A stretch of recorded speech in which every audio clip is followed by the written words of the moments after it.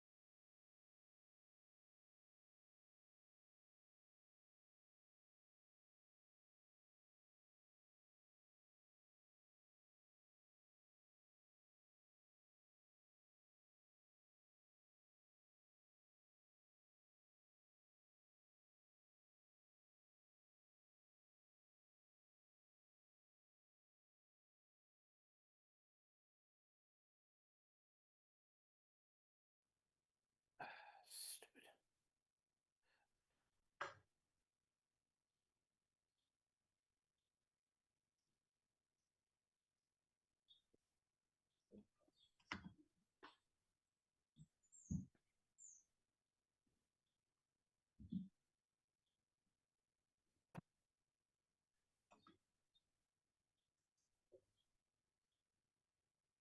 So if they're ready to go, I will start the meeting.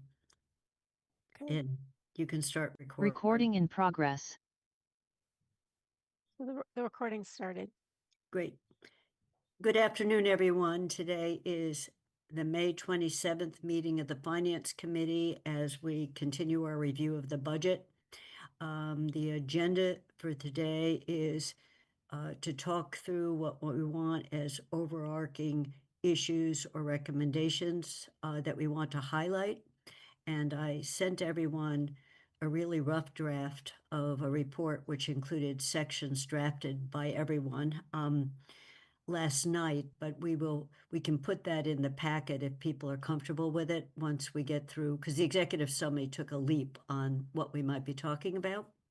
So my first order of business, aside from calling us to order, is to make sure that all the committee members can hear and be heard, since we're conducting this virtually. So I'll just call out names. Mandy? Present. Kathy's here. Bob Hegner? Present. Bernie? Yes, I'm here. Andy? And right now, Alicia Walker and Tom Porter are not here. But I'll call on them when they appear. As always, You didn't Did you get Andy? Yeah, Andy's here. oh, I forgot to call on you. I'm so sorry, Andy. Thank you. But now you know I'm here. Yeah, you're definitely here. Bad eye scanning as new faces appeared. So our first top on our agenda is to see whether we have any members of the public who would like to make a comment. And if there are, so we have right now, we have one attendee on the Zoom list. If you would like to make a comment, please raise your hand. Seeing none, we will continue with the meeting. I want to draw everyone's attention to an additional piece of information that the Finance Committee nicely put into our packet today. We had asked a question about health insurance in terms of counts in the report. The other thing I'd noticed is the total increase seemed to be bigger than the 14.2 that we'd heard about with health insurance. And Melissa told me earlier today that's because the retiree health insurance went up by 20%, not 14.2. So I will expand that section a little bit. And then I noticed that none of us had pensions as something that was part of what we reviewed. And so I'll figure out where we can put that. But one of the questions, it's going up, and it was frozen a year ago. That helped us do some things with the budget. But one of the questions I asked is to what share of the pension budget is our school employees, the non-teacher school employees. So we now have that number, and I'll figure out where that should go is something that we found as part of our budget review. It's substantial. It's over $2 million. So in our municipal budget are payments for school employees is the other way to think about that. We clearly retired school employees, but so I just wanted to flag that because I don't think we've ever raised it before, although some of us knew that. So now we have an actual number.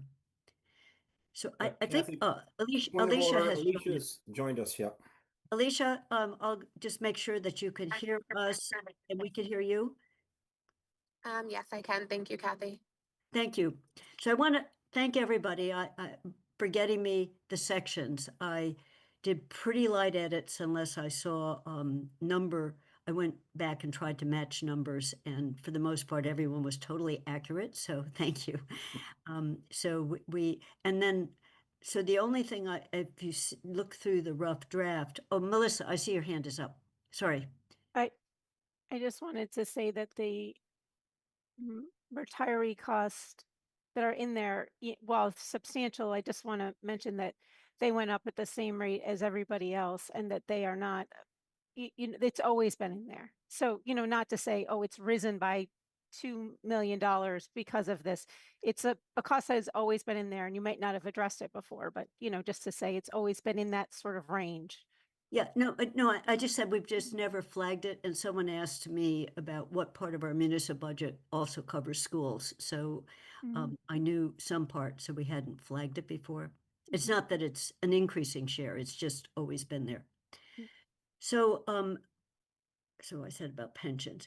So I don't know how we want to proceed. Today was supposed to focus on the higher levels, and I haven't yet put the draft in the packet. I will at the end of today because I thought that executive summary right now is just Kathy winging it on what we want to say as a, or winging it, or trying to summarize what I thought I heard as we went through things.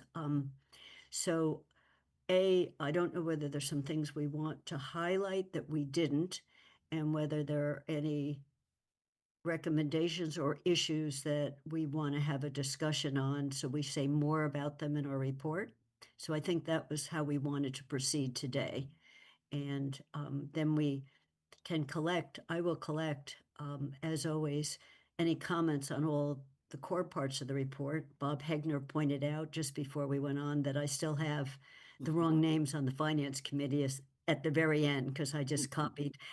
I was working off revising, so I will fix that to make sure we recognize who's actually on the committee. And so that will be fixed. So does anyone else, so I want to stop talking and turn to everyone else since this left my desk at about, 8:30 or 9 o'clock last night as I tried to pull the pieces together.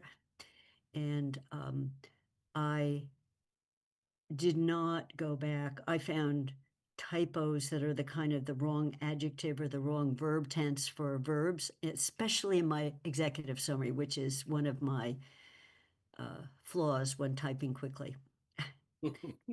Spell check doesn't catch it if it's just wrong. So Andy's the first hand up.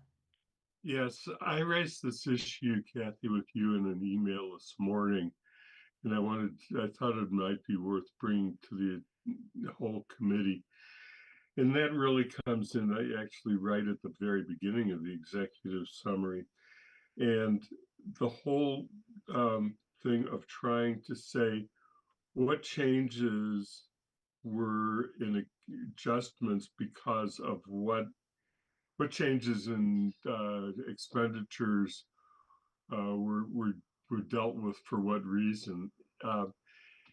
is not a helpful distinction to make amongst the various pieces, because we know that that there were increases in certain areas, particularly schools at the end, because of the vote of the council that essentially amended the guidelines.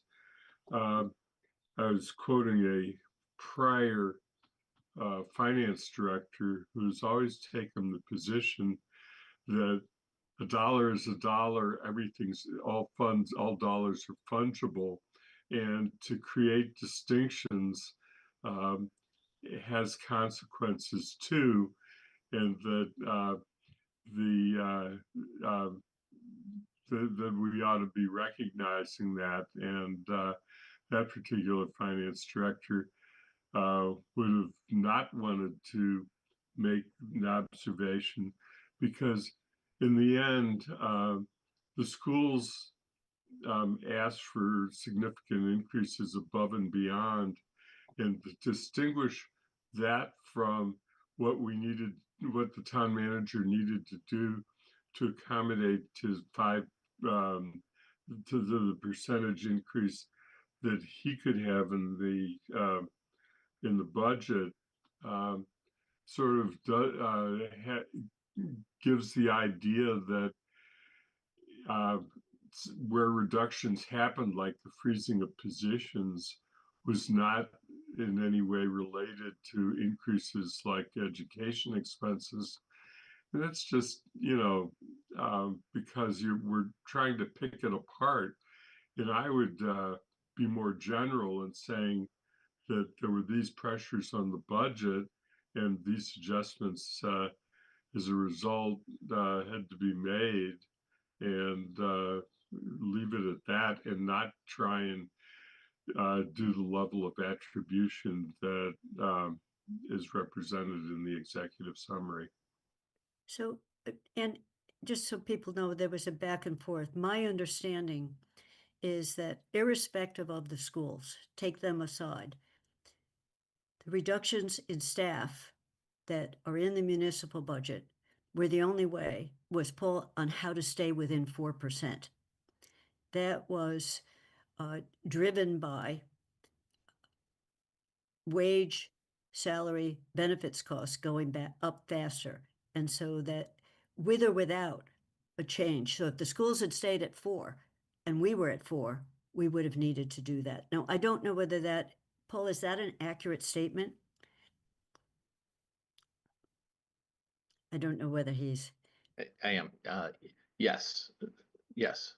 That was the way we looked at funding the schools were in two different ways, not taking from the town side of the budget. With 4%, we still had to make those personnel reductions. Yeah, so I just wanted to we maybe want to make it clearer, but the town budget, and Paul had said this earlier to the council, that living within 4% for us as the municipal budget is going to be painful. I can't do it without some change in staffing. So it is not related to the school side. So I understand, Andy, so anyone can suggest a different way of wording these things, but it wasn't because the schools went up faster, we had to do what we did on the municipal side. Mandy. I think there's some rewording that can happen in the executive summary regarding the increases above 4% to each of the school areas. It was a little wonky, and I've got a draft that rewords it a little bit. But yeah, I think the executive summary gets a little too the bullet points, and this goes to what Andy was saying, are strange to me. Because I don't think they put enough on. Does it even mention the freezing of 6.2 positions anywhere in that? I'm trying to re-look at it, and I don't. It does sort of freezing 5 positions in FY26. But that's only but it doesn't talk about the full freeze, and I think that bullet point needs to better hone in on the budget challenges, that 6.2 positions were frozen while all expense lines were also level funded, such that if we had actually increased expense lines to what they should be, more positions would have needed to be frozen or lost on the municipal side. The labor benefits bullet point makes sense. And I'll go through some others, but I want to stick on this topic. But I think we need to sort of indicate that, yeah, that dollar is that dollar, which means be clear that those municipal positions would have been lost whether or not the schools got above 4% or not. But the only reason more were not lost on the municipal side by going with that is because we reduced capital. We're putting less into capital, and Paul is essentially asking us to violate one of our fiscal financial policies of not using one-time cash for operating expenses to do the other 250 some $1,000. And I think that wasn't made clear enough in the executive summary, that the executive summary got a little bit too into the weeds about various departments in a way that isn't really helpful. getting to the whole problem at the like 20,000-foot level. So I totally agree with that, Mandy, and it was using an old draft, but I don't know if you've started marking it up. I could allow you to share your screen to show us what your ideas are, but I completely agree with what you've just said. When I looked at it this morning, I thought it didn't capture what's going on across all the pieces. And that's why I just asked Melissa, and I think if I go through, it looks like every expense budget within municipal, I'm not talking about enterprise funds, was frozen. It's at last year's level. So people are going to have to feel, and we heard that throughout departments, they're going to have to juggle, that vacancies help them fund something that should be operating expenses, so bringing that out, I think, is incredibly important. Yeah. So, there is no pride of authorship other than trying to get responses out of everyone by doing a draft to react to, but eliminating bullets and expanding the wording on them, I think, makes total sense.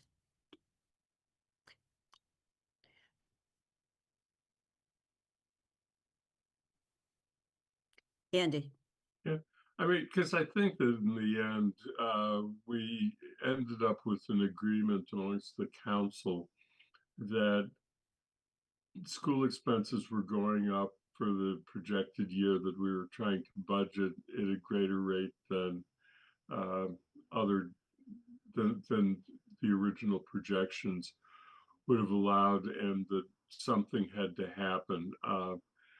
I think that if we don't, in the end, say that there's this totality of a budget, and the totality of the budget required reductions on the municipal side, then it creates this conception that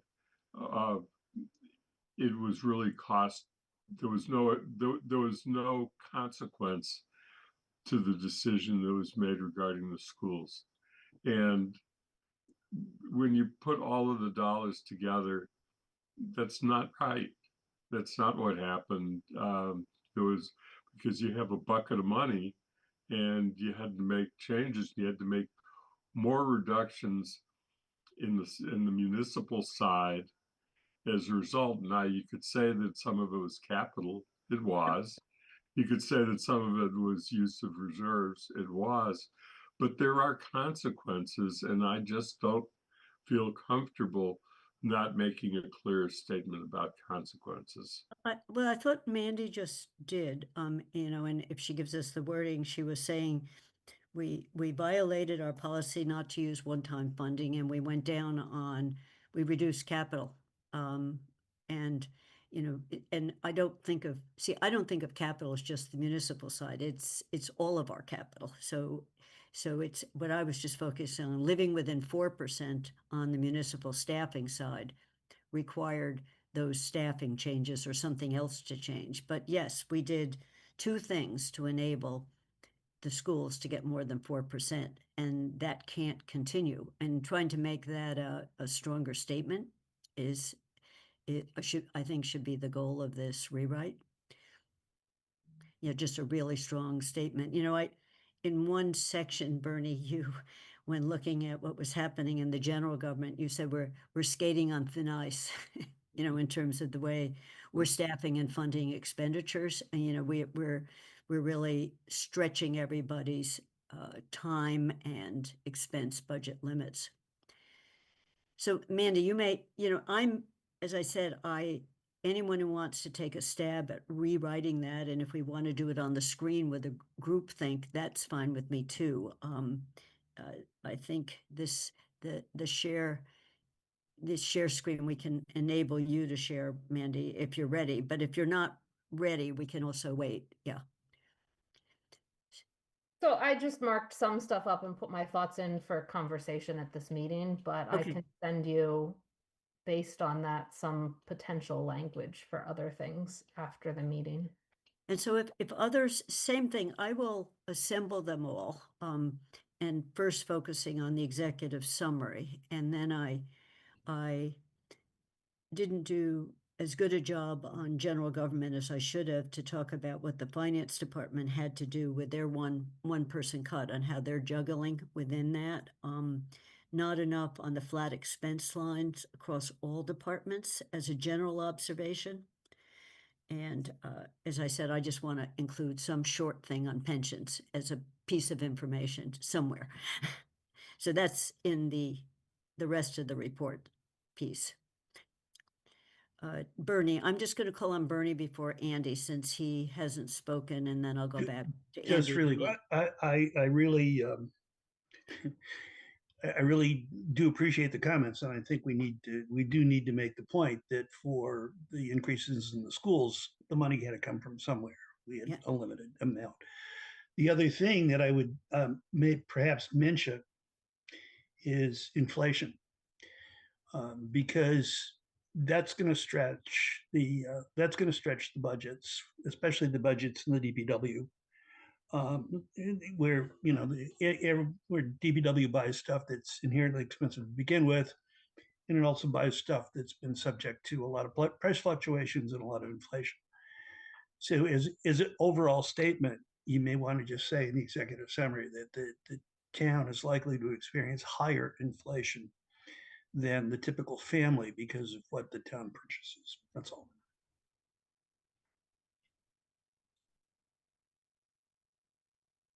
And you're talking particularly about things we have to buy. Yeah. I mean, it goes, everything goes up. And the stuff that we buy is different from the stuff that a typical household buys, and subject to a lot more price pressure. Different than the price of eggs, although everyone's focused on those. So going back, Andy, then Mandy. Yeah, I think the other topic I wanted to raise is whether we should say more about future years. And I say that in part because my day, which has been committed to finance in one way or another, started with the fiscal policy committee meeting of the Mass Municipal Association.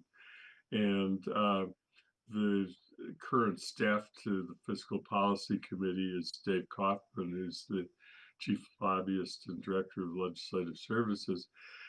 And his statement was pretty clear that next year's state, as hard as it is to establish this year's state budget that the legislature is currently facing as it nears the conference process, next year is going to be worse.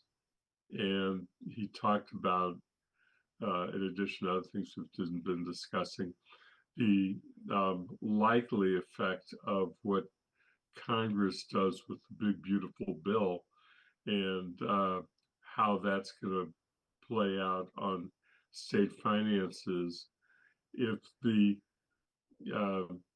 projection that the state is going to have a tough year is correct, and I have every reason to believe that it is correct.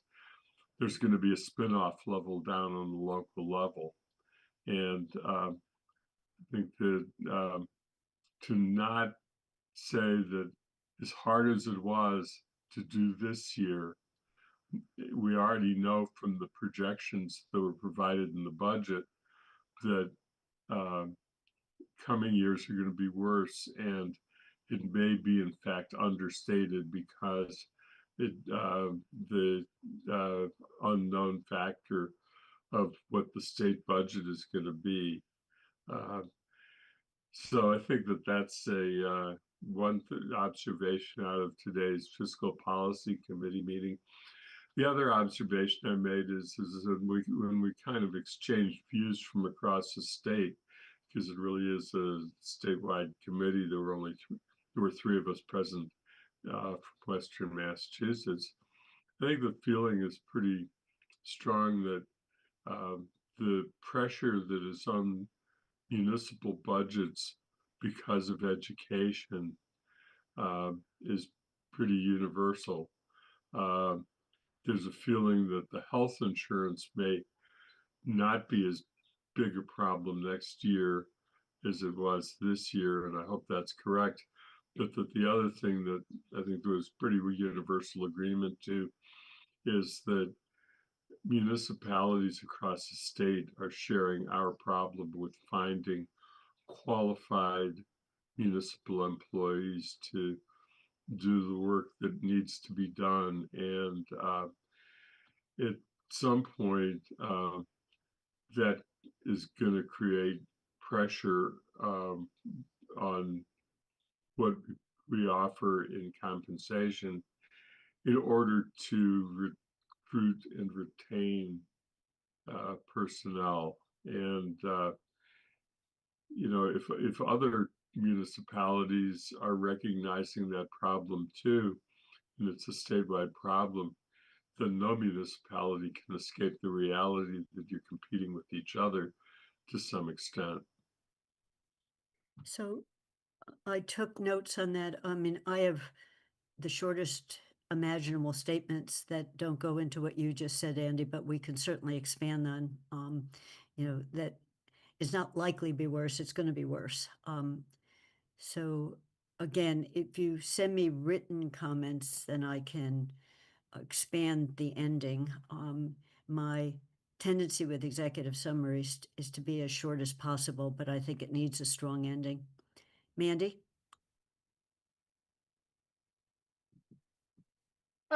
Yeah, one of the things I wanted to address today is all of the comments regarding the charter school formula. I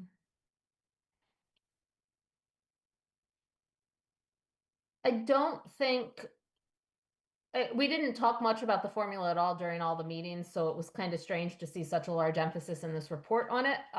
But if we're going to talk about it, I don't think it's appropriate to sort of put it all on the formula and numbers. So the projections for FY26 do have the region increasing by 9 students, but has the elementary school basically holding steady, a 1 student increase. Yet the elementary school, as reported in this report, is set to have an assessment $300,000 higher than this year. 1 student increase, $300,000. I don't think that these assessments should. I don't think I don't think the report should ignore the fact that these numbers are so big because our per student costs at the schools themselves are so big. At the elementary school, that 71 students and 1.6 million or whatever is $27,000 a student. I think the state average is around 20,000 or less right now. And there's nothing mentioned in this report about the effect that the high per student spending we have in our own schools directly translates to charter assessments at high levels. when you actually, and I think we should actually praise, if we want to talk about charter, praise the Comanantes program, because it started in 2020. And in that year, the first year of Comanantes, there were 95 total students from Amherst elementary schools going to charter schools. There are only 71 now. You can see a decline every year that Comanantes has moved through the elementary schools in our charter school enrollment. So I think we should also mention that the Comanantes school has lowered our charter school assessment, while the per student costs of our own programs have increased our charter school assessments. The other interesting trend with charters, next year at the middle high school level, next year is set to see a 6-student increase. A 9-student increase. Almost all of it actually is attributable to basically middle school enrollment at PVPA, which is going from FY25 of 15 to 25. I don't know what to do with that, but we all know the middle school has had some serious problems in the last year or two.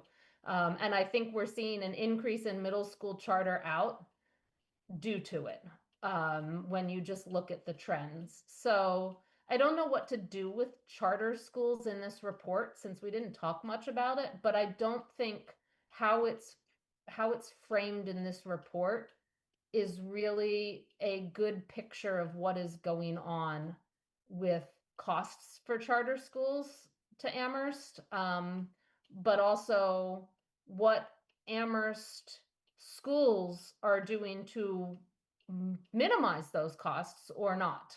And I'm still working on how to word it, but Well, I needed to talk about that. So Mandy, I agree, you know, and it probably reflects that I just gave a talk today on a need to change the payment formula, but it's clearly we are paying more per student than Northampton and everybody else by a lot, because that's what our costs are.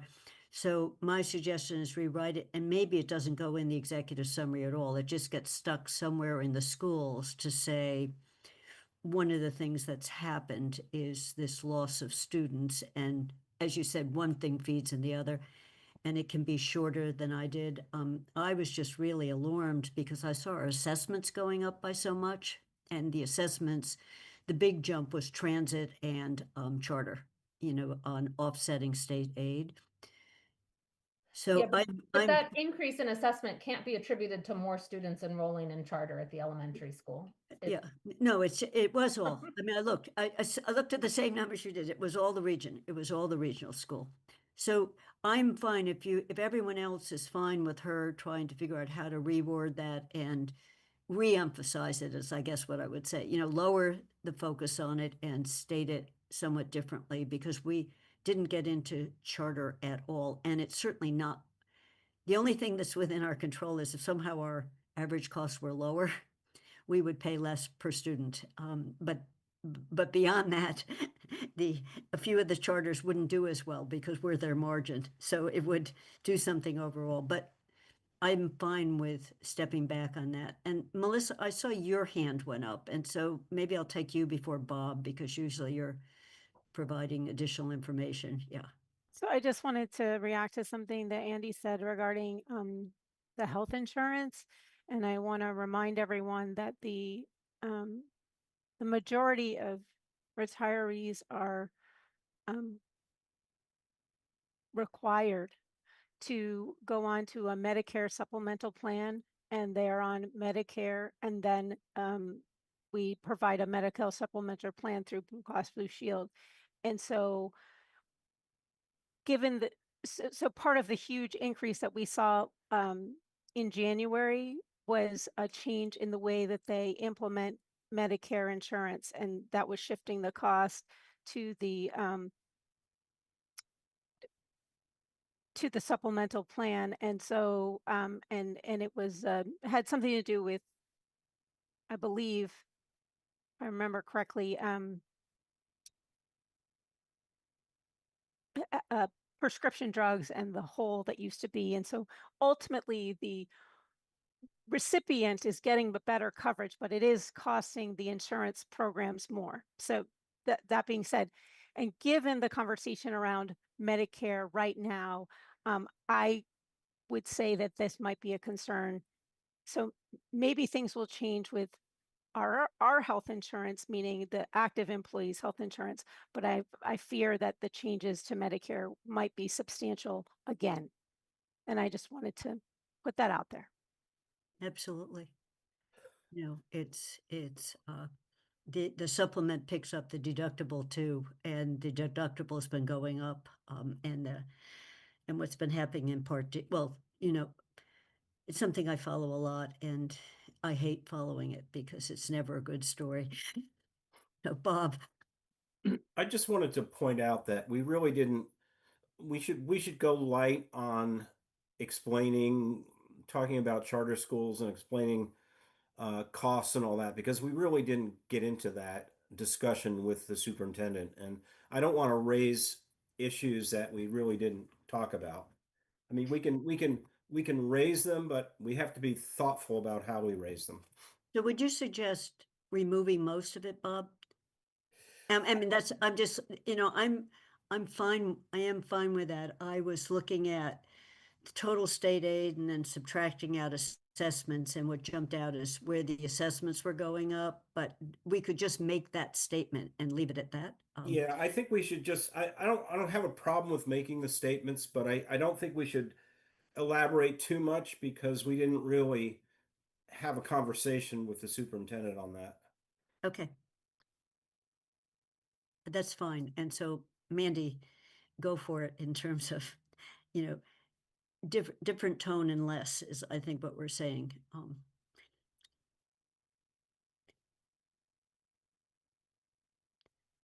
Any other, I don't, the sections of the reports, I thought they were all great based on my notes, but I didn't, other than some minor rewording, I tried not to do very much to them.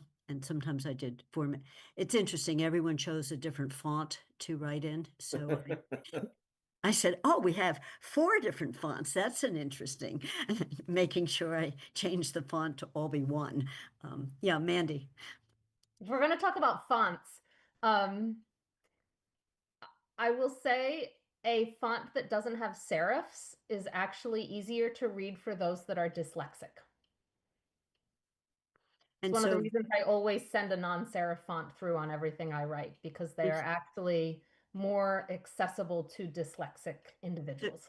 so you sent yours in Calibri. Calibri, or anything that just doesn't have serifs. Okay. I mean, it's easy for me now that it's all in one to switch to Calibri. It doesn't matter which one, but I personally would prefer one that doesn't have serifs, since it's easier, it's more accessible to those with dyslexia. Okay. And I have no font preference. I'm just showing my age. When I started, Times Roman was my choice. Everything was Times Roman, and then along came Arial and a few others. Arial was the next. Yeah. And the first time I saw Calibri, I couldn't even imagine which country that came from. Like, where they had to find a new name. Sorry. Other comments on either sections or executive summary? So what I've heard is we're going to get to more big picture in the executive summary, and the combination of Mandy, Andy, maybe Bob, anyone who wants to send me markups of it, and then I'll pull it together with the idea it's big picture, not small picture, and an expanded ending that warns that next year is going to be worse. Not likely to be more challenging, but will be, for all the reasons we've stated. I also think if it's not strong enough now, that what we just did this year is not sustainable. We need to make that point really, really strongly, that we're, absent a big chunk of money come into the town, we can't keep giving one part of our whole big a lot more than our revenues are coming in on. We can't do it. So I see Bob and then Mandy. Yeah, my comments are more on the in the report itself rather than the executive summary. So if Mandy Jo, if you've got more comments on the executive summary, I'll defer to you.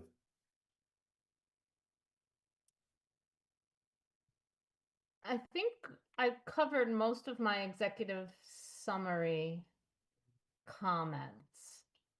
I think so. So I think I'm back into the main section 2's report parts now.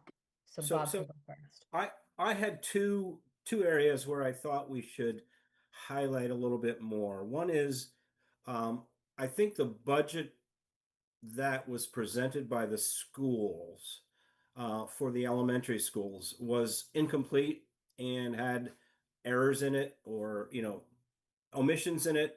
And I think we should just mention that it was, you say something like it was difficult for us to figure out what was going on. Well, it was difficult for us to figure out what was going on because it wasn't complete. It wasn't up to date. So I don't want to belabor that point because it's the superintendent's first time through this whole process, and I can see that things were, she's drinking from a fire hose. I don't want to over criticize it, but I do think we should say that it was not, complete.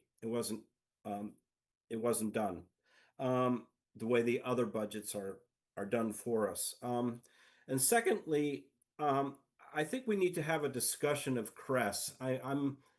I've gotten a lot of comments from constituents on CRESS, and there is a great desire among my constituents, at least, um, to preserve CRESS, and they see the cuts to CRESS as being, the first step in eliminating the department. And so I think we need to make a statement around CRESS, and I'm not sure what we want to say other than I think it's important to preserve CRESS and let it grow, and see how we can fit it into the rest of the town services wherever it fits best. But I don't want to. I think we just sort of gloss over the cuts to CRESS and what the impact are going to be on their ability to actually do work. And I think we should, um, we should be sensitive to those who really support CRESS, and make a statement. If people agree with me that we think CRESS should stay on, and we want it to be strengthened over time. So I don't know if people agree with that or not, but that's I think what we should be doing.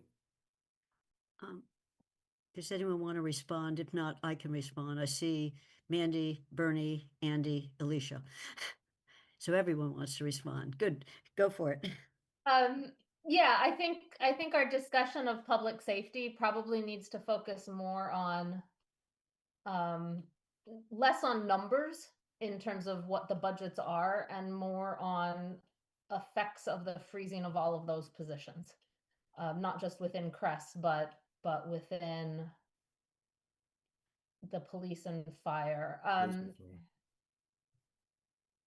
Yeah, I mean, I'm gonna vote. I'll just say I'm going to support a budget that freezes 2 CRESS positions, and I would support a report that indicates that we really do need a analysis of CRESS and its effectiveness. I was very dismayed to hear that that the reason dispatch is not dispatching to CRESS is that there aren't policies in place, and that it's because CRESS hasn't redone.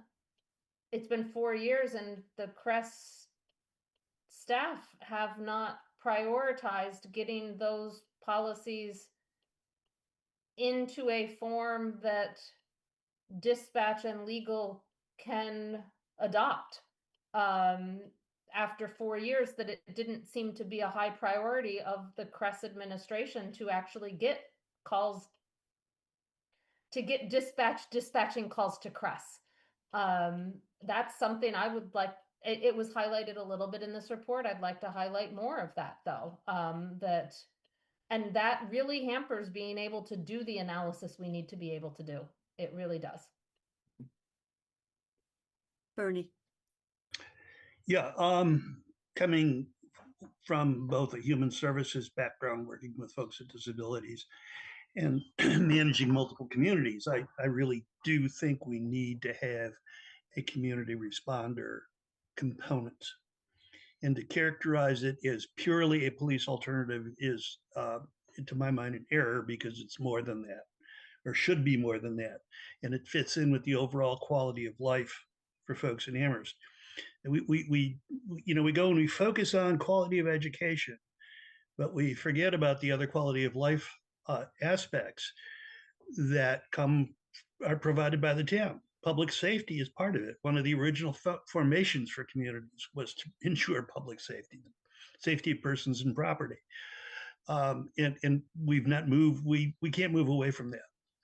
So I went back and I reread the Northampton report, which I find is much more thorough and much more explanatory and much more compelling than what was produced here. And I think my experience is that there's a need for community responders. We got a good response from our veterans agent about how Crest was helpful to him, has been helpful to him continuing. And in rehoming a homeless vet and other aspects, we got Paul sent around a statement from our public health director, senior center director about what it's been doing. I think we need to take a step back, take a good hard look at what it can and should be doing. I think the point about not having a policy around dispatch is another critical feature. So I will support a budget that supports that basically eliminates two Crest positions with the idea that it's going to be restudied and restaffed as future funding allows. I think we built it too fast and with too limited perspective. So there's room for it to grow. I want to keep it. I think it's helpful, and but I will support what's in the budget. Andy. Yeah, I'll try and limit to what I'm going to say. This is a really difficult section to write for the very reasons that we're talking about. I tried really hard to do as much as I could to focus on staff reductions across 3 departments, even though they're labeled as freezes, given what we're saying about future year budgets. How long are they freezes and how long is that going to go on is really something that we're going to have to grapple with. The other thing was to distinguish what is unique about each department and how they work together, and then all of the Crest pieces. And so what can I say? I regret that I took that section, but I did. The other thing about, I think that when I reflected on the meeting and listened to large parts of the meeting, the last meeting, again, there were a lot of very good points, and I'm glad Alicia's hand is up too, because the first part was sort of, did it shift mission? And the original mission was that it was an alternative public response, an alternative to police for people who are affected by police response for the variety of reasons that I think the CSWG explained pretty well. I don't think that we can lose sight of that. On the other hand, I think that the comment that was made about social service aspects of it and why that is in fact needed and valuable And that seems to be where the mission was, and the direction is going a little bit, because without the dispatch element being resolved, that's really, in order to be a productive use of time, that's where that's where they went, and it is valuable, but it's valuable in a different way. So I'll leave it at that, and I'd be very anxious to hear, Alicia, what your comments are. Alicia? Thank you, Kathy. Thank you, Andy. I unfortunately do have to leave this meeting shortly, so I will keep my comments brief. But I did want to just mention supporting Bob's original suggestion. I think if there were time between when we have to get our recommendation to the council to have a more thorough discussion on CRESS, I think that that could be helpful. And I think that I actually disagree with Mandy's interpretation of what was said in regards to dispatch, because what it seemed to me was that Cress had produced multiple, at least two different drafts of what could be protocols, and that they were held up and declined not by legal, but by the police, who had to review it before it could even go to legal. I think that was what they said happened. And so I would be curious to hear a little bit more about what has happened there, because in my opinion, it doesn't seem like it was Cress's inability to do anything. And I do think that we built this department very quickly. I think that was the intention. And so I think that we, in good faith, should follow through with fully funding and resourcing the department that we rushed so adamantly. And might I also add something we've been very proud of and very vocal and in the media about: this department that has a lot of benefits to a lot of different people in our community. And we can't even get a realistic assessment if we are going to have those freezes of in staffing of the department. And I think that that was made very clear in the CRESS director's portion of the meeting, because of the impact of the staffing freezes on a department that is already understaffed and is losing another critical staff member to grant funding. And then thinking about the longevity of the department: how long has it been there? How long has the director actually been there before we're making the decision to then take away funds for staffing from a department that might not ever get them back? And so, like, what are those actual implications also?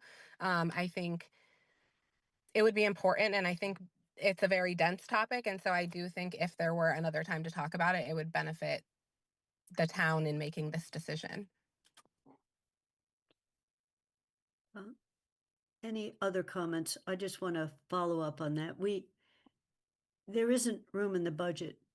Well, and the council can't just add costs back in, but I thought what Bob was suggesting is we write a stronger paragraph that said, with this reduction, we really need to take, I can take a stab at it, but, take this coming year as a time, Bernie's words, step back and assess and figure out what will make it strong, if we want to keep it going, assuming we want to keep it going, and so it's the tone of what we write that I think that will matter. And Alicia, we have a report that is due. So for the time being, these two positions are helping finance the entire municipal budget, between the wages and insurance. And the other thing is they were vacancies. So they also have been generating,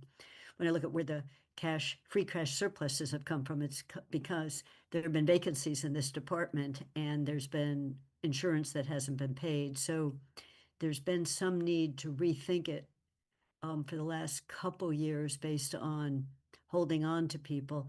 So maybe we can write it in a way that, invest the time on, making sure the protocols do get through, and stepping back and assessing, looking at what Northampton is doing, looking at a couple other communities. Do we need to rethink some of what the original structure was envisioned as, and just leave it as that? I mean, we don't know enough to suggest what needs to be done.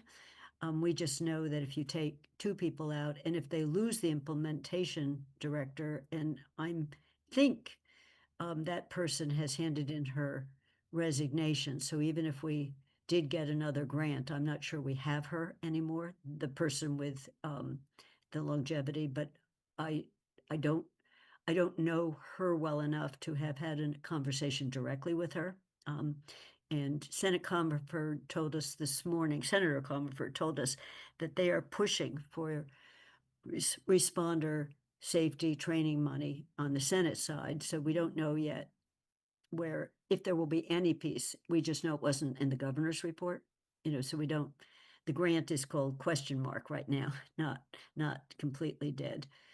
So Andy, I'm looking for, I can take a stab at writing what I just heard, and then we figure out where it goes. Does it go in the body of the public safety report, or as you saw in the executive summary, I just did a yellow highlight, CRESS, with a question mark, do we say anything at the very beginning? And so that again is, what do we want to do as a group?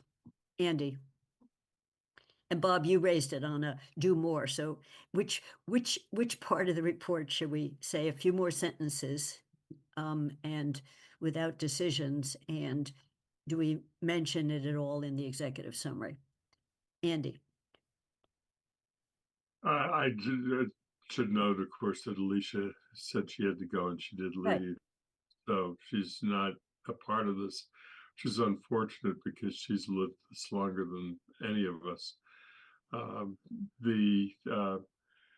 I guess that I certainly feel that what we're urging is that there be a reassessment of CRESS and a definition of the future.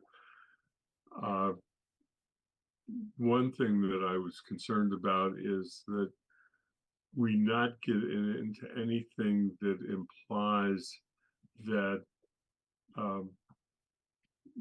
the positions in the other two major public safety departments, police or fire, can be reduced either by continuing the freeze or just flat out reductions, because I think that the other thing that we heard is that those departments, which are essential departments for the community, are really at a crisis point.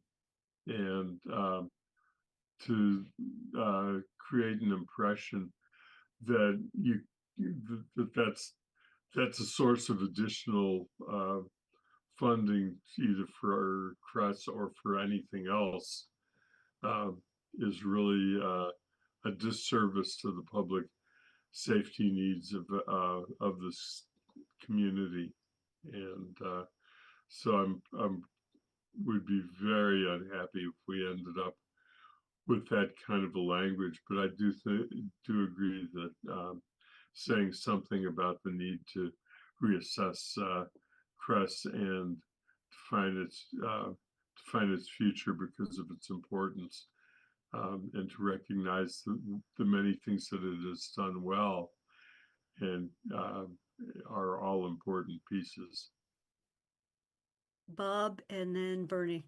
Yeah, I want to echo what Mandy Jo said earlier, which is I do think we should focus in our discussion of public safety on the fact that, most of the positions that are frozen come from public safety, and they're really only targets because it's really hard to get full staffing in those agencies, in those departments. It's hard to find people that are willing to do the work and be a police officer or be a firefighter or be a CRESS responder. So I do think it's a serious problem for the town that we're running, the police and fire are running really, they're in crisis, as Andy said. And CRESS is basically not able to fully function partly because of the staffing and partly because of the fact that we haven't quite figured out how to organize them and how to integrate them in what we're doing.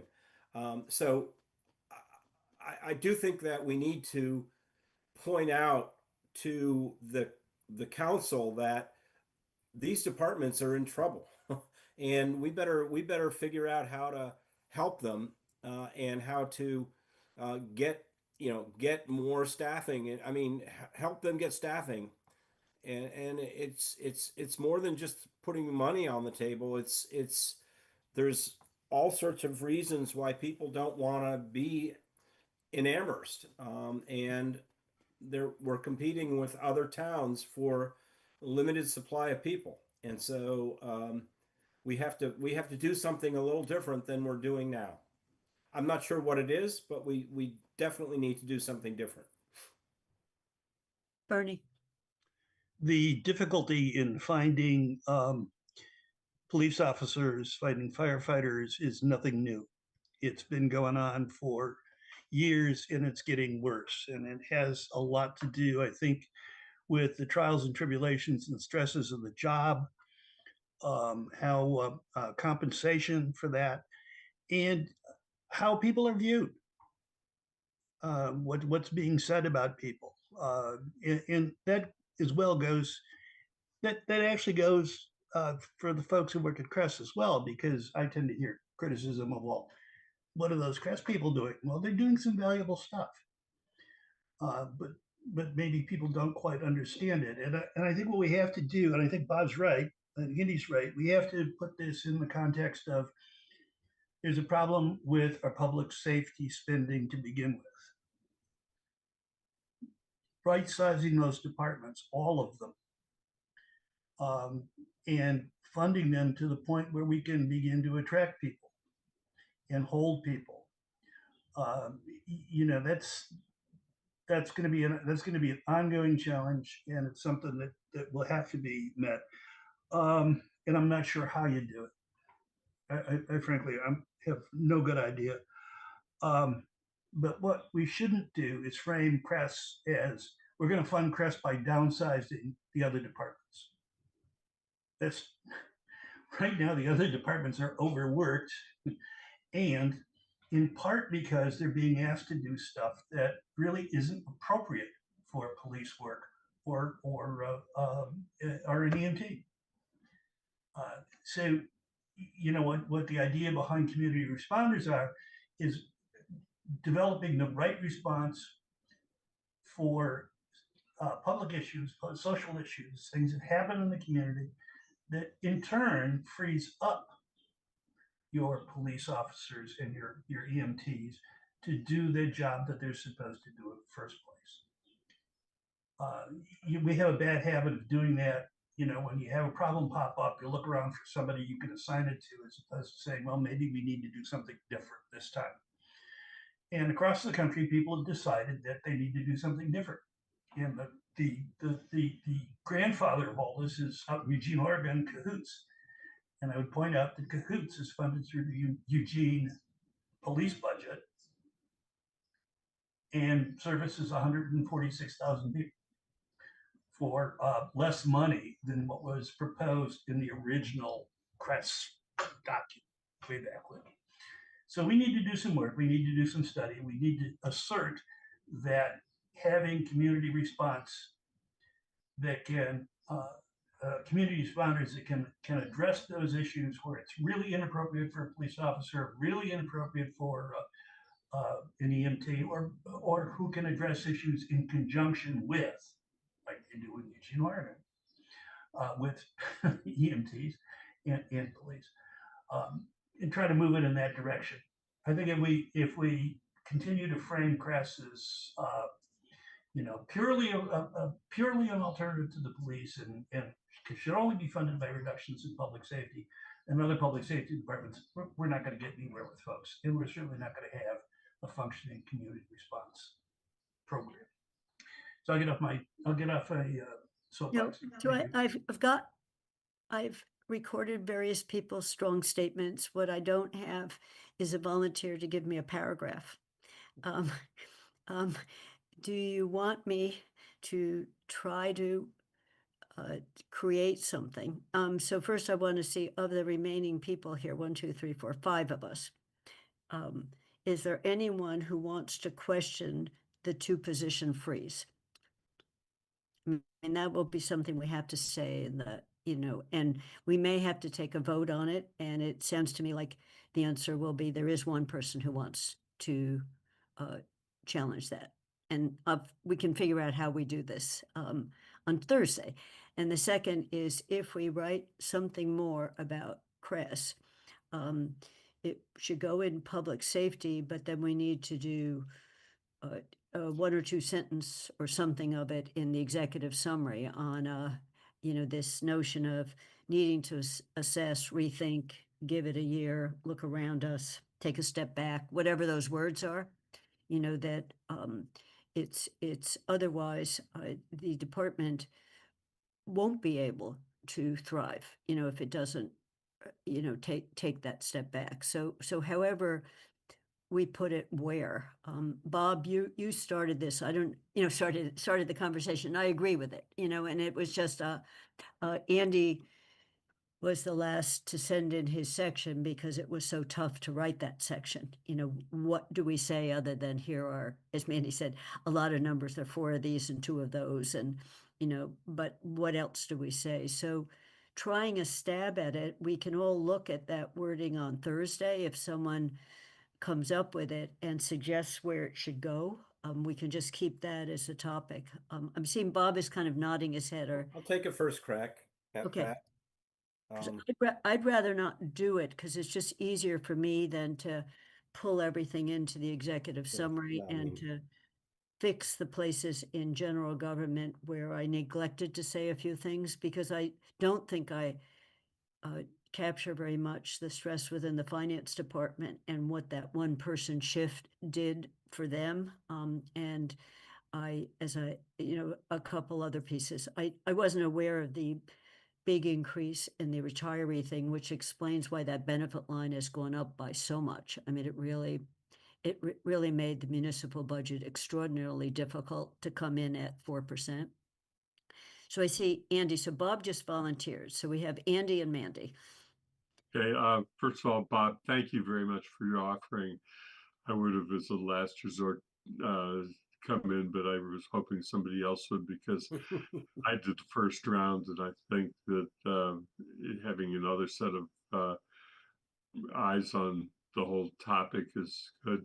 The one thing that I would be really concerned about is to do anything in the wording that pits one public safety department against another. I think that they all suffered as a result of the freezes, and that there are consequences for all 3 because of the freezes. And we would be doing a disservice to the entire group. And of course, the other thing that I think we all want to do is have a holistic view of the entire topic and of public safety, not just what individuals departments do, but how they work together.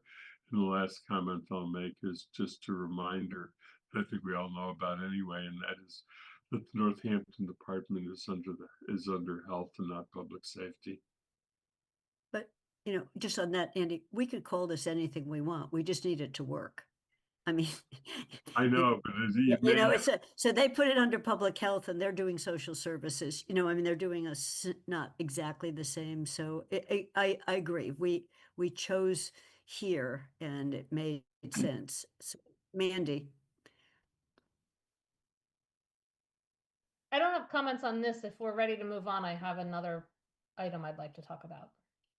Okay, is everyone fine? So Bob is going to take a paragraph or whatever on CRESS and figure out what, if anything, we want to push also into the executive summary as a highlight. Mandy.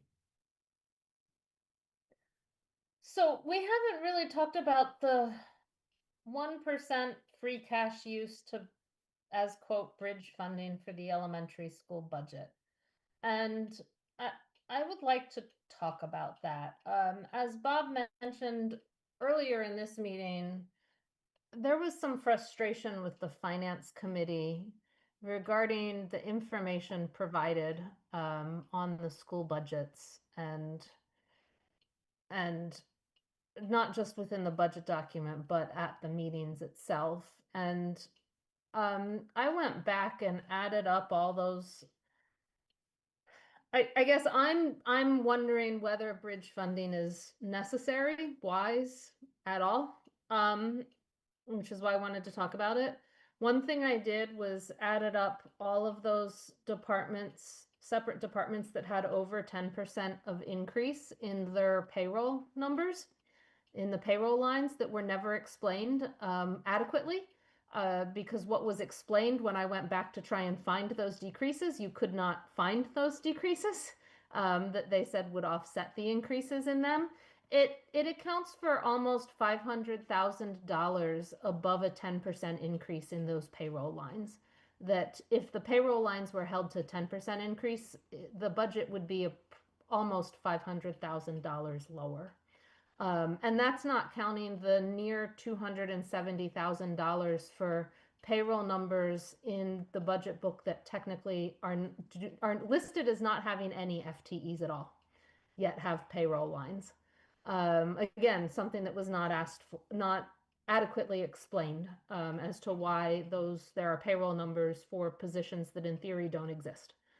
Because there's a zero in the FTE. I don't know whether the FTE number was not carried over by accident or what, but the bridge funding's $270,000. And the answers we got about is it truly bridge funding concerned me, because the answers we got didn't really say yes, we will consider it bridge funding, or yes, we know that there are $270,000 in expenses in this FY26 budget that will not be needed in FY27 because of the consolidation of schools.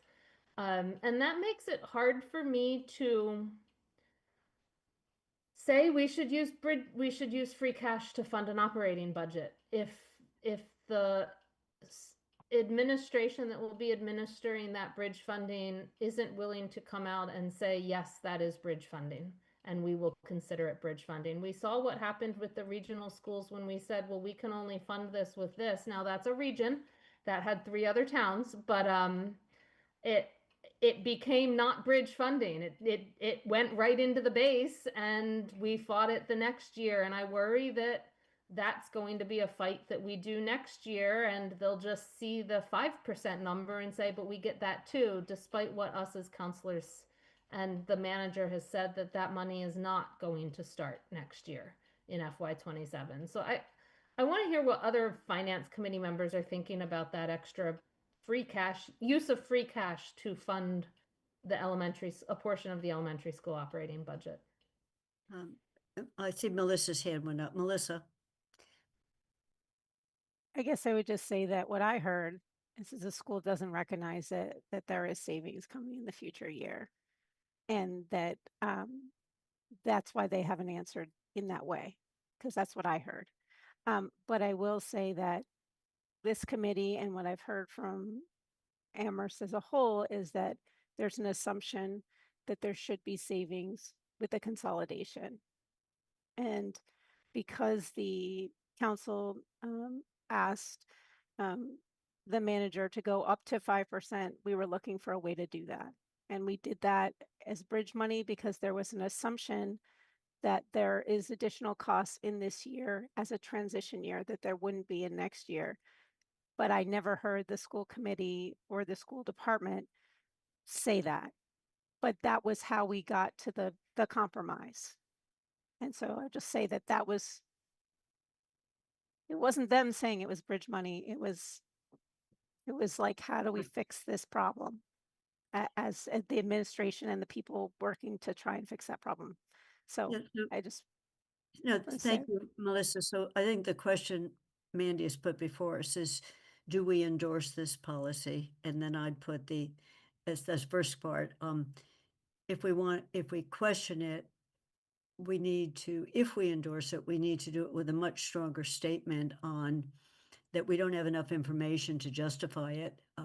we never got an acknowledgement that it was bridge funding. We never had confirmation they thought there would be savings with the consolation. So this can't go on the base next year. So it's a question of, this is one piece where we are allowed to cut with, do we not approve that $270,000? Bernie. I think, Kathy, you just gave us a whole bunch of reasons why we should say no to the funding. Let me. No, I'm not saying no. I'm just saying, Bernie, if we're raising. I'm saying that there will be no savings from the consolidation. And anybody who expects savings from the consolidation is dreaming. You can't have the schools asking for budget increases over budget increases over budget increases and then expect they're going to come back and say, oh, well, here's money back from this. No, it's going to get eaten up in operations. I would like the bridge funding to be somehow contingent, separate from the elementary school budget.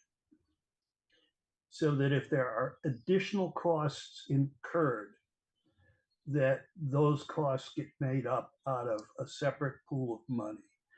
Otherwise, this is going to become part of the school base for next year. This is the way operations have been going.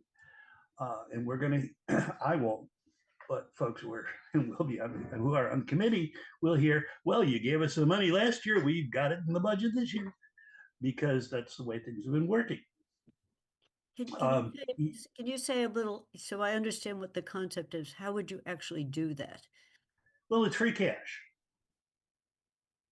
which means that the council can then vote that free cash using standard processes.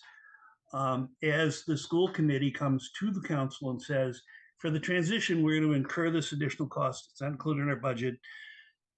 Can we have a supplemental appropriation? And so that, in other words, break it up into, have the schools demonstrate that they need the money.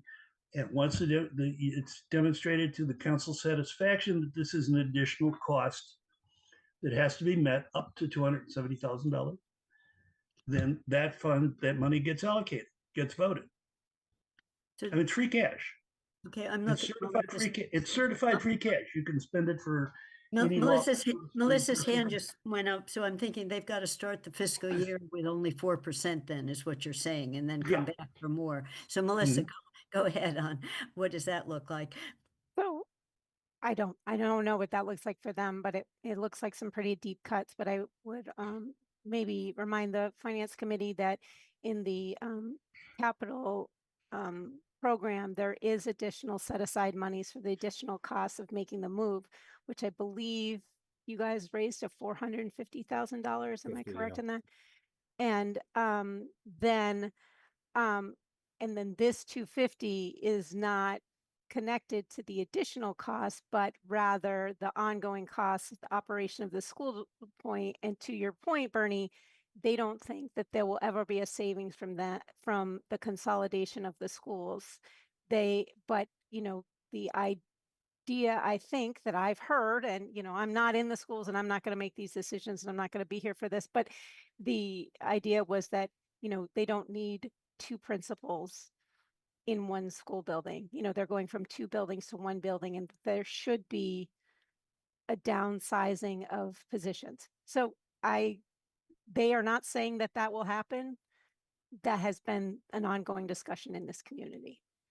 So I just, actually, I had to go through all the staffing lines, Bernie, for the MSBA. Mike and I worked on it, and we went through that line by line, and the potential savings were what Melissa just said, but going through them. What is the big question mark? And it's what the superintendent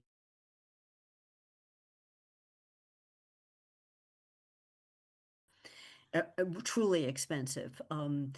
At that point, the thinking was we paid rent and we paid for salaries of a few more teachers, and then not that we set up a whole operation. So at a minimum, there's $250,000 less in utilities. So, but yes, do you know I'm exactly? so long and sorry experiences I with know, multiple but we're school right. systems would tell So me that money is not going to be just through. so everyone knows, we're running in, not we, the design team, as they buy furniture, Mhm. is running into this, this particular office, not regular classroom, but this office for these specialists. We were told there will only be X of them, and we can't buy Y desks. You know, so they're running it to them, that the furniture calculations were based on staffing as well. So Bob, and then Mandy, because I think we have, the council did suggest going, not just suggest, we voted on going up to 5, and we didn't say how to do it. Bob? Yeah, I have to say that I hadn't really thought about this until Mandy raised the issue. And I kind of agree with Mandy's point and Bernie's point that we I think we can recommend that we set aside the 250,000 or whatever it is in free cash in case it's needed. But I think we can justify it by the fact that the budget that we saw did not explain all the expenses. And so unless they're prepared to give us a budget that shows everything and why there's all these increases in salaries or in people costs, without really justifying it, it's hard to it's hard to say we should give them 5%. And I like Bernie's idea of, we can say to the council, we thought about this and we should set aside the money in case it's needed, but there's right now we don't know whether it's needed or not. Um, quite frankly, we can't tell from the budget that was presented to us. So I think I would support a lower amount, that we recommend. Mandy? Yeah, And Mandy wrote the elementary school I section. did, and I've got some amendments to it based on some calculations today, so that I'll send those through based on some of the numbers I just quoted today and some things I'm hearing. Yeah, I've always been concerned about the free cash because of our past experience with the elementary schools and the use of free cash and other one-time funds, that then aren't considered as 1 year only expenditures. I think if I'm hearing Bernie's suggestion appropriately and looking at the sort of order descriptions on the page, it would be amending probably Council Order 2604 to remove $269,704,000 from the other financing sources section of whatever that financial order looks like. That order always has a raise and appropriate along with various other parts to it. And that would be reducing the free cash, that free cash, removing it from there. And then I think basically what Bernie was saying was then just put an indication out there that if there are further one-time expenses that are not capital expenses, because there is a capital allocation for capital expenditures, but there couldn't potentially be one-time expenses that are not capital expenses that are not within any particular budget right now, that could truly be seen as bridge funding, that then we recommend that they ask Paul to provide us with a supplemental appropriation through free cash up to that amount for that. I think I could endorse that. It's not, it's a concern that we were told we should trust the school committee multiple times, and why are we not trusting them? And I just want to say, when the numbers don't add up, it's hard to trust. When you say in March that this many positions will be lost if this budget is adopted, and then when you report in October that none of those positions were lost or only 1 out of the 10 you projected to be lost was lost. It's hard to believe the projections.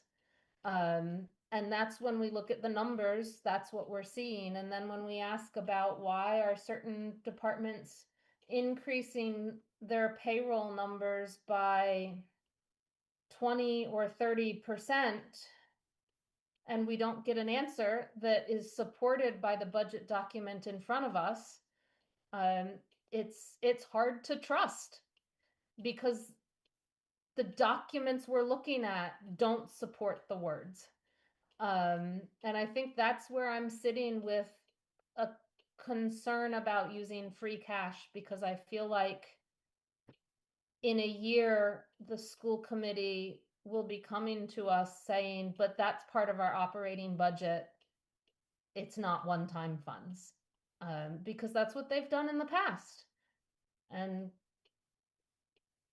I want to see strong schools. But given the information we've been given and the documents and data in front of us, 4% increase can support strong schools. So if we went in this direction, so I'm not sure how I would vote on. So we have two possible motions, is what I'm hearing, and we would have to explain if we chose the motion that says subtract this and put it in an account called elementary school as needed, whatever the wording on that is, to make that number clearer as opposed to buried. If we did, we are fracturing the council's relationship with the school committee. I just, that's my best word for it. So the 5% compared to the 6% they asked for went through without a lot of comments. It wasn't like we can't possibly do it. They got some new numbers on what the staff changes would be with that. But again, as Mandy said, never with, oh, where do you come up with these where do the numbers come from? So this would be the finance committee, if we go in that direction, being a big surprise both to the council and to the public. So that's just my caveat on it, that people should really think about it. And if we go that route, we need something more in your write-up of it, the elementary school, Mandy. And I don't know whether people saw, I just punted on regional. I said, see our report, since regional, I didn't put anything in on regional since we already reported on it. It's over there and done. Bernie. So that's just my, oh my goodness, statement. Well, I didn't know that there was a relationship that to be fractured. Frankly, by some of the comments I've heard, I'm going to be about as subtle as a train wreck. I mean, I've heard lots of stuff tossed around by committee members, by the public, by the fan club, the school fan club, and everyone else, the supporters. And I've got grandkids in the schools. I probably shouldn't say that because how people find them. But I think we're not saying that we don't trust the schools. We're saying that this is a contingency. And should this additional costs be incurred, we will honor those additional costs. But we're not going to simply put it in, because we need to be very careful with how we use free cash. We can't give anyone the impression that free cash is something that you can use for recurring expenses. And that's unfortunately that kind of understanding is out there. So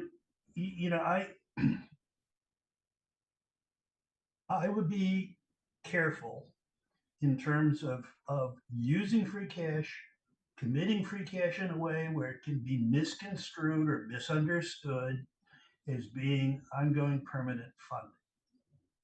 So having it separated out, knowing that people can bill for it if they need it, knowing that it's there, should be plenty of assurance.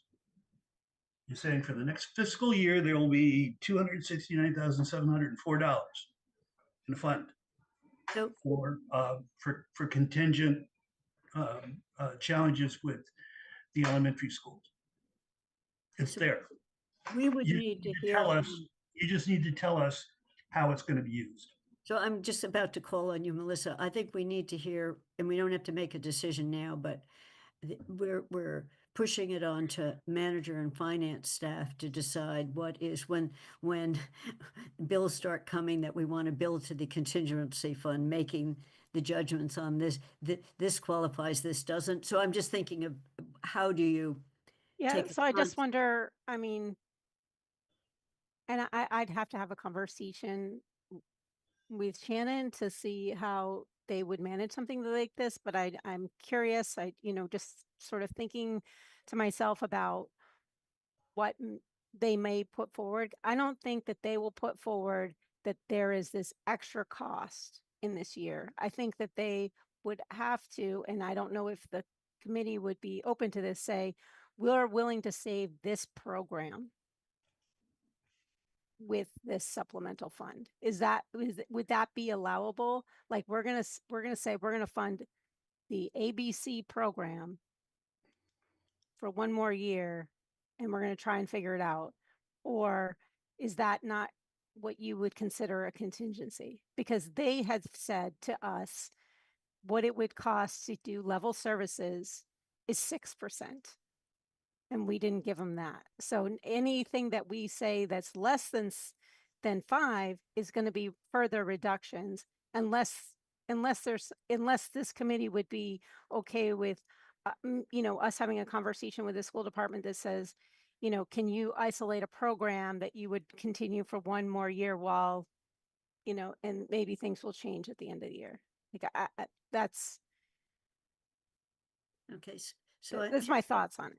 You're answering my question on how do you then determine what it can be spent on, but so I've got Andy, then Mandy. I think I'm just judging by the way the hands show up on my screen, sorry.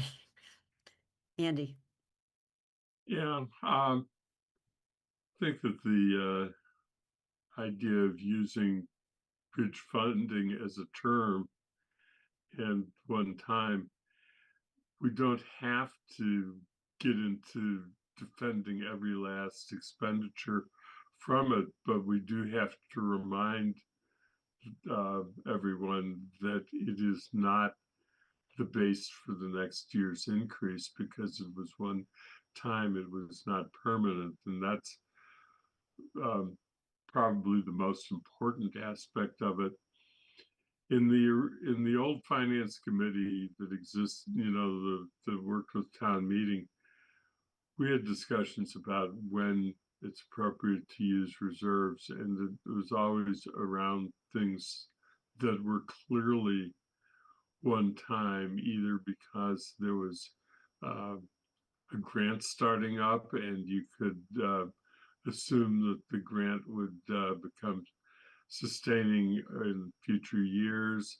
It was because of a transition. I remember the one that's most analogous to what we're talking about with the elementary school was that in the year that we closed Marks Meadow, we did allow additional funding to the schools for the closeout expenses during the transfer of the Marks Meadow students and staff over to Wildwood, and that was clearly seen as a one-time that would accrue savings in the long run, but it was a necessary transition expense.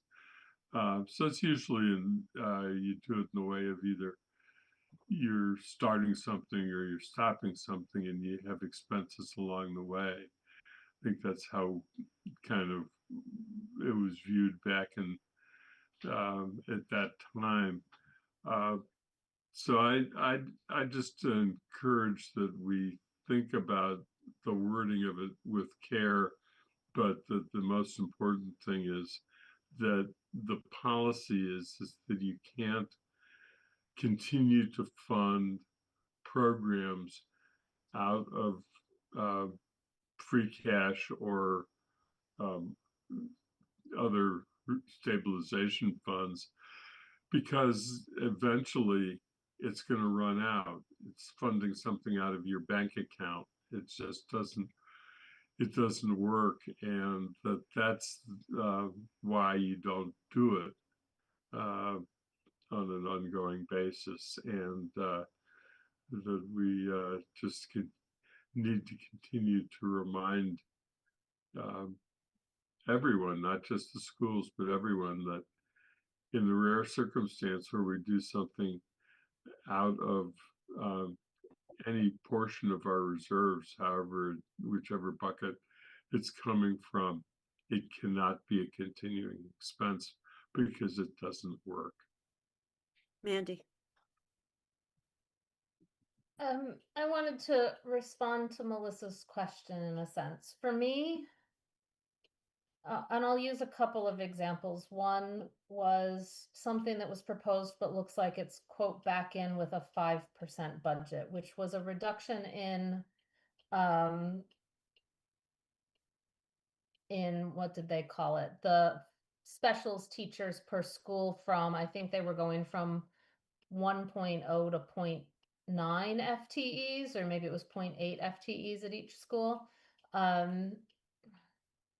To me, keeping them at 1 when you can then say, but when the new school opens, instead of, because right now they're 1 at all 3 schools, so that's a total of 3, and they, I think, proposed a reduction to 2.7 maybe total for each of the specials throughout the elementary schools. And the information that the building committee and the superintendent proposed to MSBA was, when those 2 schools combine into 1, instead of 2 FTEs for the specials, there would be 1.5, which would be a total of 2.5 across the district. So if this last year you need to remain at 3, because that's the most logical thing to do, in anticipation that in FY27 you will be at 2.5 for those specials positions, but remaining at 3 and keeping all 3 of those educators at 1.0,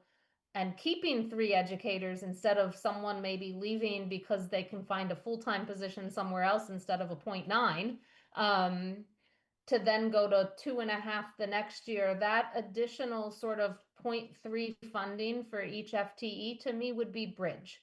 As long as the schools come in and say, but in FY27, we're going to be down to 2.5 or 2.7 with a 1 at Crocker and a 1.7 at the new school or something, or a 1.5 at the new school. That extra 0.3 for each special is a bridge funding. Another example of bridge funding to me would be, I think Kathy, or maybe it was Melissa, stated this. Well, we have 2 principals at Fort River and Wildwood right now, but the new school might only need, and we have 2 assistant principals. So we have 2 FTE principals and 2 FTE assistant principals. Well, maybe the new school only needs 1 FTE principal and 2 FTE assistant principals. I think that's what was actually proposed at the beginning of this process in that staffing document that Kathy referred to. Well, you could argue that the salary of 1 FTE principal is bridge funding, because in a year that salary will be not in the budget, but you kind of need it for that last year both schools are open.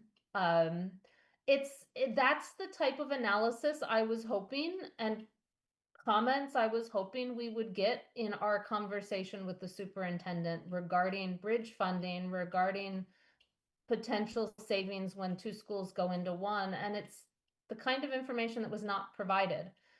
So if we do some free cash, and for me, that to release it, that's sort of the information I would like to see it released for.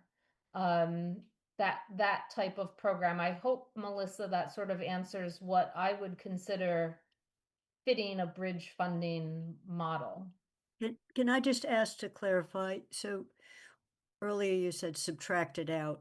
Bernie talked about billing to it. So what you're suggesting, I think what I heard, and I know we're working through this, is that the schools, to get that 1%, the schools should come back to us and say it's a bridge for this that will disappear when the new school is open.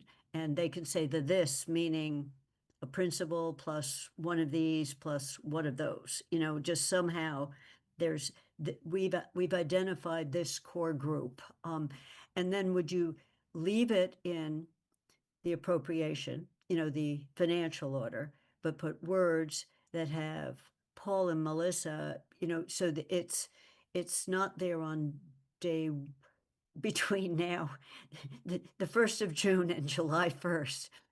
They come up with a piece of paper that says this is what the bridge funding is going to bridge. Is that what is that conceptually where you were going with it? Yeah, I think conceptually that would give me a lot less concern about using free cash of $270,000 to help fund the schools next year. And so my second question, and then Bernie, I see your hand is up just in terms of today is Tuesday. If Melissa conveyed this to Shannon and they started thinking about what that memo to us might look like, we don't have to make a final decision on this, whatever the wording of that piece is, until next Tuesday. So we could, if a week's worth of how do we word whatever we want to do. Does that work? If Melissa conveyed to us, we want it really to be bridge. We want it to be one time. So we want you to designate what it's going for that will not be there next year, in 2026. So it's a week, so they could come up with any piece they want to. I know what my spreadsheet looked like, but that's 3 years old. The spreadsheet looked like. Bernie. But Yeah, Bernie's was different. Bernie was a bill to it. Yeah. Well, Bernie can change his mind. He actually does that when he's presented with new information. It's strange. What Amanda is suggesting, I think, is another appropriate way to do it. I think for my purposes, to quote the Gipper, trust but verify. For my purposes, or what I think would be a fair way to do it, is to make it explicit, whether it's in the whether we get documents from the school committee saying this is what we're going to use the bridge funding for, and it won't be in our budget next year, or and if there's some way to write the funding order, that makes it clear that a certain portion of this is from free cash and cannot and should not be represented as being added to the base. So is Paul and Melissa, is it possible to write something that makes that statement? I'm sorry, I'm honestly not sure. The way you're writing it almost seems like you don't want, like, as soon as you put it into the general fund, that you don't have that kind of control. So that's just being said. If it's voted and it goes to the general fund of the school committee gets to do whatever they want. Those are their rules. You have your rules, they have their rules, right? So there's that. So it sounds like what you're saying is that you want to award them a grant. Well, the But money. I don't even know if we can do that. But you know what I mean? In my mind, I'm just trying to work it through in my head here. That's true. Once the school committee gets a chunk of money, they can spend it for any lawful purpose. That's a given. My point, and I think Mandy's point, is we want them to understand that, well, they can take this 269,000 and change and spend it for any lawful purpose in FY26. It isn't there in FY27. So you're just asking for an active response from them that you maybe didn't get last year when the one-time money was awarded. Well, the one-time money is for X, Y, and Z, Mm-hmm. and an acknowledgement of that outside of their base. We need to have some kind of assurance. And again, I won't face this problem other than as a taxpayer. We need to have some kind of assurance that over time, people understand that this was a one-time only kind of funding and that they cannot include it in the base, which is not to say that they can't ask for more money, which they will do anyway. Everybody will ask for more money. because that's how I've never in 40 years of doing budgets for public stuff, I've never had somebody come in and say, I need less money. The so just so it's explicit and clear that this isn't going to repeat itself. As we have not permanently increased your base. This is a temporary chunk of change. So I don't know whether I they mean, can. I'll talk to Shannon. We'll see what we can figure out by next week, right? I think Bernie, to have that, we need some kind of memo or official document back saying we acknowledge this as one time, and then what Mandy was saying, and potentially this is what it'll be used for because these costs will no longer be in our budget next year. Just something that says we had nothing like that with the regional. Absolutely, we had nothing. We just gave them the money. We were in a, Sure. but and so it. I'm not a lawyer, but in my mind, it's a non-binding memo, but at least it is an expression of good faith that they're taking this money with the understanding that they're not going to, this is not part of the base. They're starting at the 4% base. So Mandy, I'm trying to think of, we'll ask Shannon whether they can give us something more explicit on this is what we would use it. This is where it would go. And we can see that that would be one-time support and or something that totally acknowledges that we're already working on a budget that doesn't have that money in it or something. So I'm just looking for what we want to say and how we want to say it. Mandy. Yeah, I mean, I guess that's what in some sense disappointed me most about our conversation with the superintendent on this budget this past month was I didn't hear any of that. I didn't hear, yes, we consider that bridge funding and we will not base our base on it next year. I didn't hear any of that. And that, given what happened with the regional school budget this year, that really concerns me because I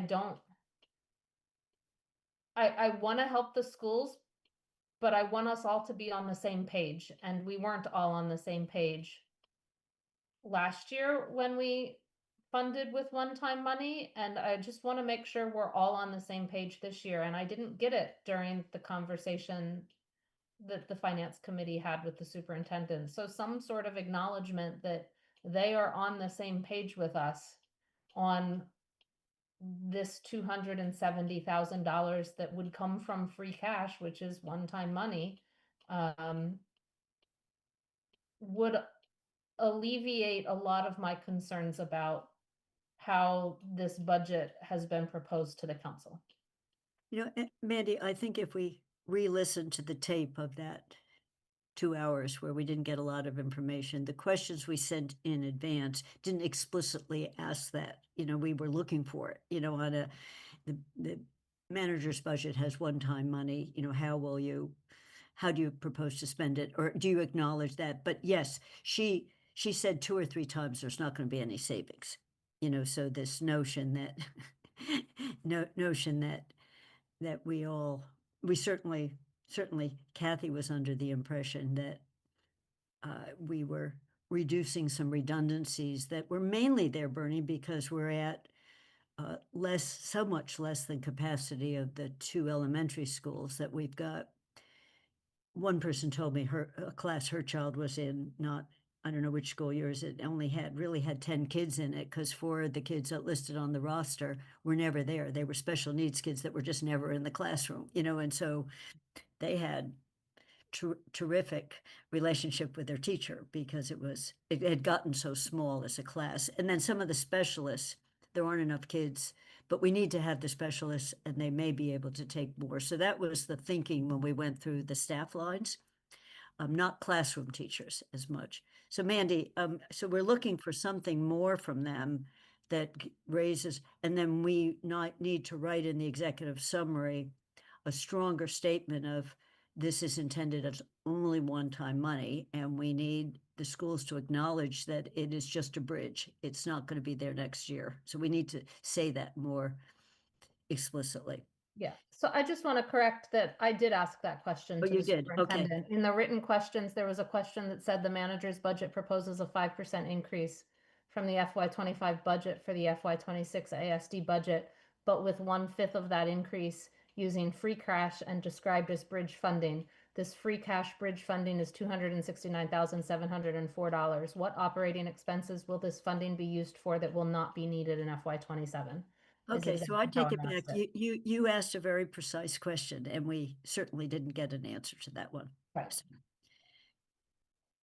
So does that, so I'm hearing two things. We are rewriting the whole executive summary, or a lot of it, to change the emphasis, not so much micro and more macro, making a strong statement at the ending about next year's going to be worse, and expanding a piece. Bob will do a draft on CRES, and focusing on this one-time money as bridge money, and we need assurance that the schools understand that it's one-time money and that they have a plan of what will go away.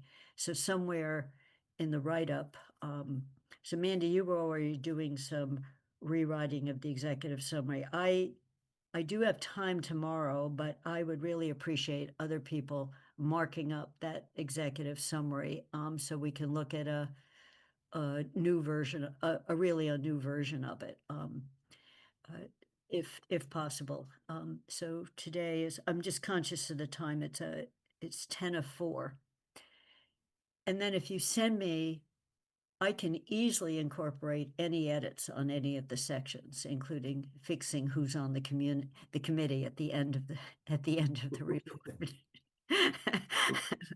So, not. And so, in the public safety report, there was a sense, Andy, of making a more overarching statement that the whole public safety group is in crisis because of turnover and shortages and and what we're up against competitively. And then that's an easy sentence for me to add to that if you'd like me to, and then we figure out what goes in the CRES piece. Bob was going to work on that too, I think.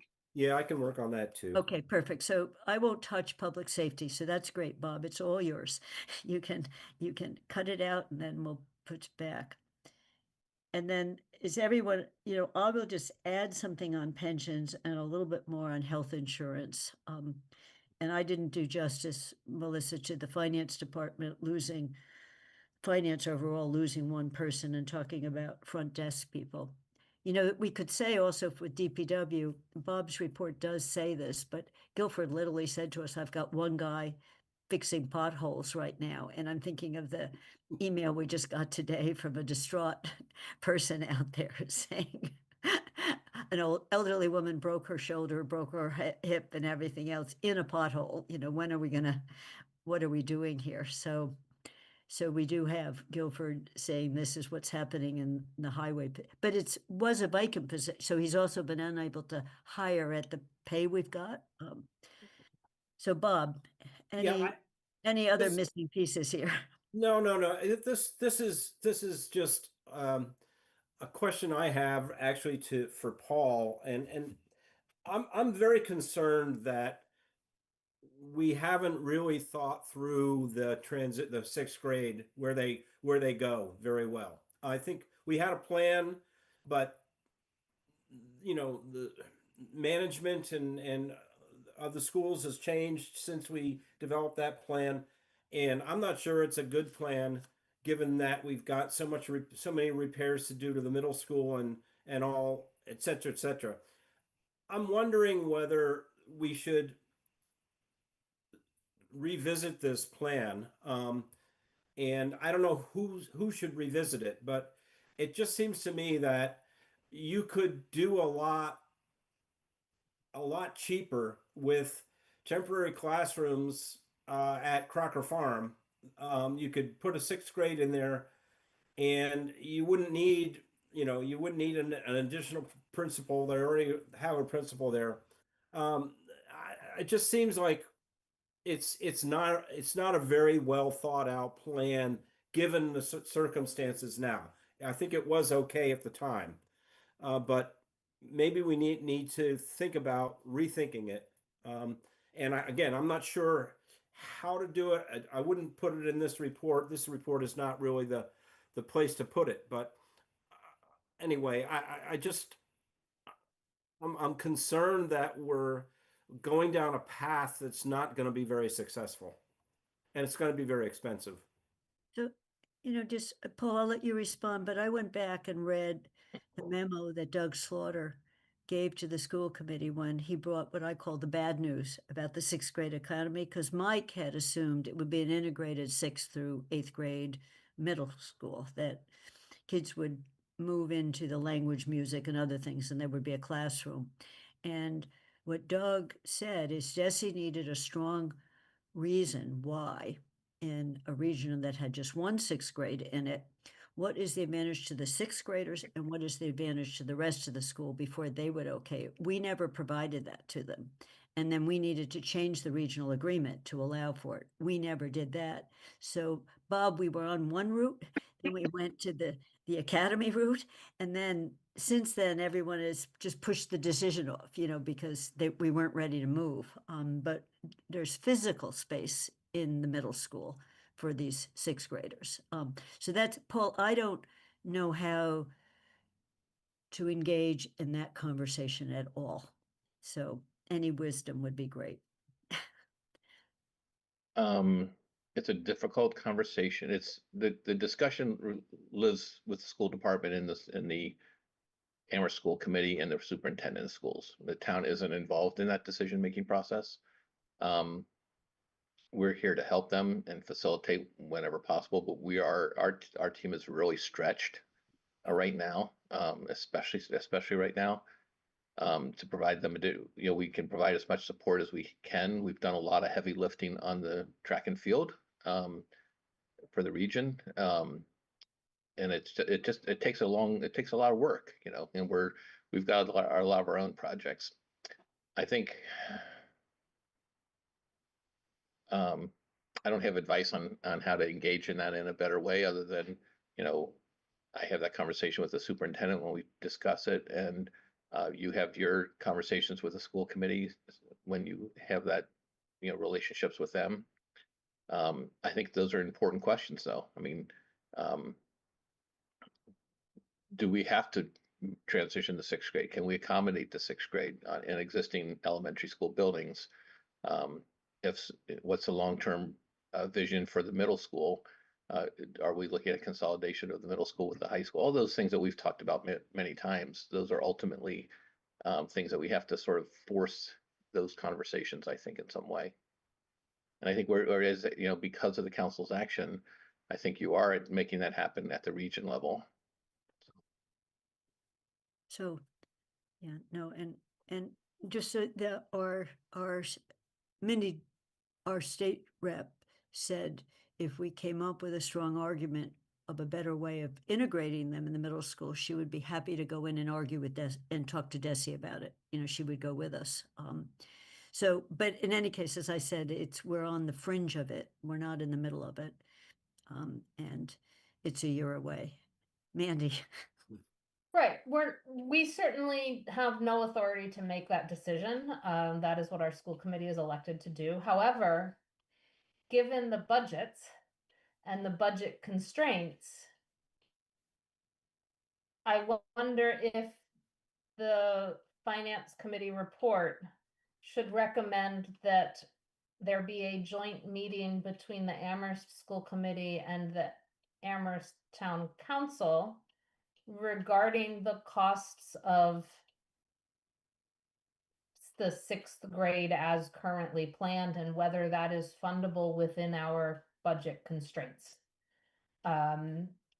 Somehow should we recommend basically a joint meeting to discuss costs at the elementary school, because we have to fit that budget we have to make the decisions on what budgets are fundable and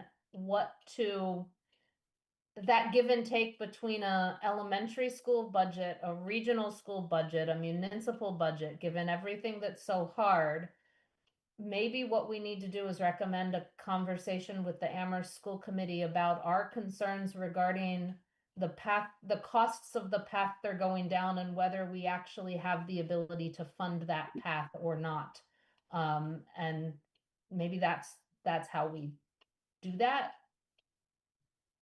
So we'll figure, I don't know exactly where it is a stretch in this document, but we can figure out how to weave it in.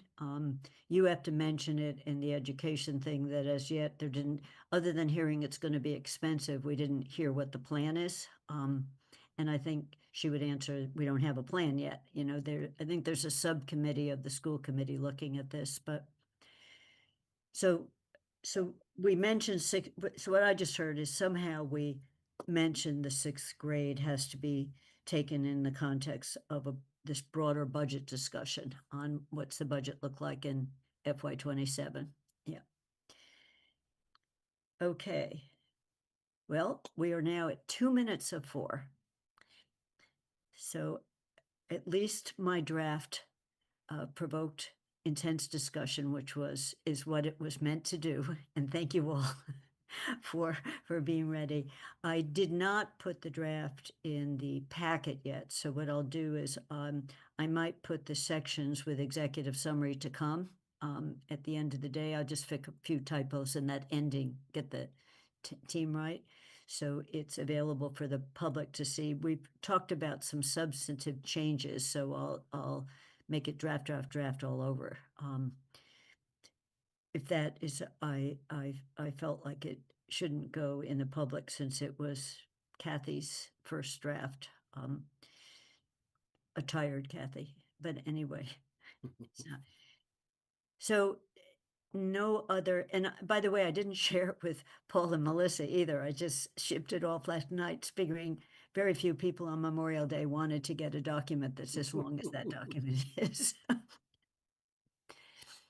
So that's it.